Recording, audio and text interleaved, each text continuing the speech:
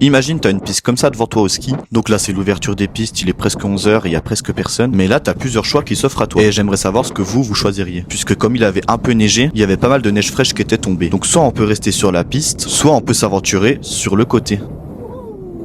Parce que la poudre, il faut l'avouer, c'est quand même beaucoup plus fun à skier. Mais après, si vous voulez en découdre, eh bien vous pouvez prendre la piste. Mais quand même, attention à pas s'attirer la foudre. Puisque skier vite, c'est bien, mais faut quand même rester en contrôle. Et après, si vous n'arrivez pas à faire de choix, eh bien vous pouvez faire comme moi. Prendre un petit coup sur le côté dans la poudre, bien se mettre en arrière pour pas que nos skis se noient, puis repasser sur la piste, garder de la vitesse, prendre de la vitesse, puis repartir sur le côté. Je pense que c'est un sacré bon compromis, et ça permet d'avoir le meilleur des deux dans une seule descente. Puis après, direction le téléski, et pour un tour, on est reparti. Et ça, c'est une petite technique que j'aime bien faire en descente, c'est se mettre le maximum en arrière sur les fesses. En fait, il y a même des fois où je vais poser mes fessiers sur l'arrière de mes deux skis et aligner mon dos à la piste, donc quasiment être allongé sur la piste. Ça, pour prendre de la vitesse, c'est vraiment génial.